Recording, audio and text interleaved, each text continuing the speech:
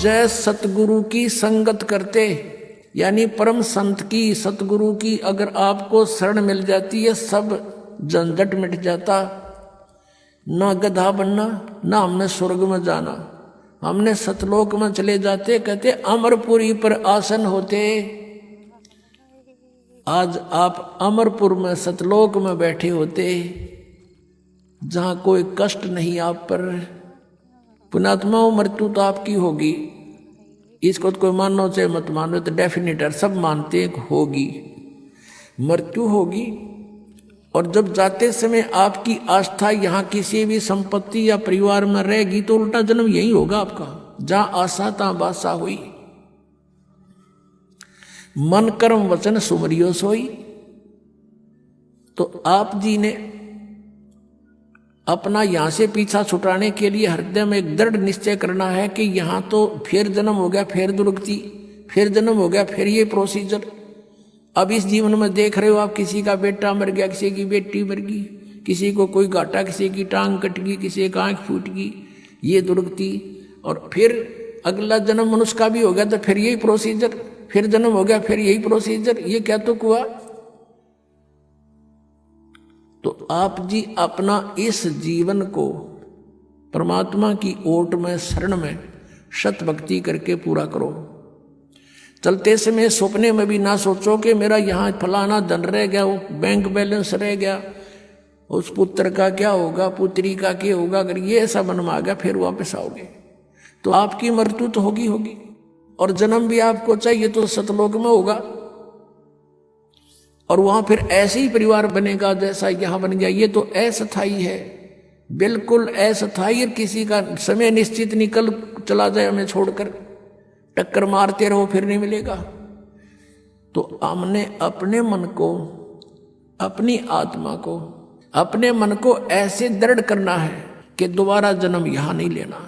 इस तरह की घटनाओं को देख के आपके मन में यहां से एक ग्लानि पैदा हो जाएगी। और जब तक यह ग्लानि नहीं होती, ठीक है भक्ति कर रहे हो, फल मिलेगा।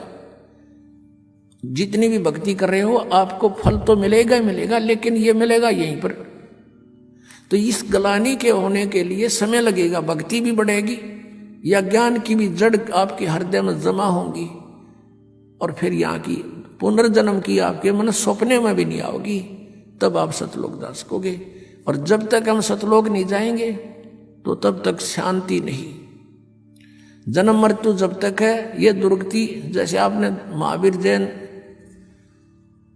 और ये मारीची वाले जीव की देखी, ये कोई जीवन है, 80 लाख बार तक केवल देवता बन गया, और 60 करोड़ बार गधा, 30 करोड़ बार कुत्ता। पुण्यात्माओं, क्योंकि हम मनुष्य जीवन में हैं, समय पर रोटी मिल जाए, जब दिल करे चाय पी लेते हैं, दूध पी लिया, काजू किस्मत खा लिए, लाडू जलेबी बनवा ली। आज हमने नो दस्ती को नया दुर्गति होएगी, लेकिन ठीक है, अपनी बुद्धि काम ना करे तो किसी समझदार के विचारों पर जोर जरूर देना चाहिए। तो परमेश्वर ने आके हमें बताया है, और परमेश्वर के उस वचन को हमने उसका आदेश मानना पड़ेगा। हम आदेश नहीं मान रहे अभी, हम केवल उनको सुनते हैं, प्रसन्न होते हैं, बहुत अच्छी बात बताई, भक्ति भी करनी चाहिए। तो उनका आदेश है कि समझा है तो सिर दर पाओ, और बहर नहीं रे ऐसा दाओ।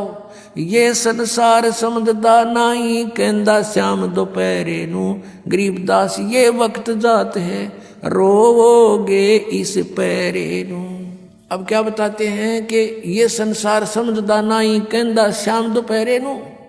जैसे किसी ने शराब पी रखी है और धूप में पड़ा है, जून के महीने में, यहाँ हरियाणा, राजस्थान, उत्तर प्रदेश, मध्य प्रदेश में, पंजाब में, कहीं पर भी, और उसको कोई कहे कि उठ ले चल, तेरी देख पसीने आए हैं, आपके रेत लगा है, मुंह में झाग आए हैं, उठाओ तुझे छाया में बिठाता हूं।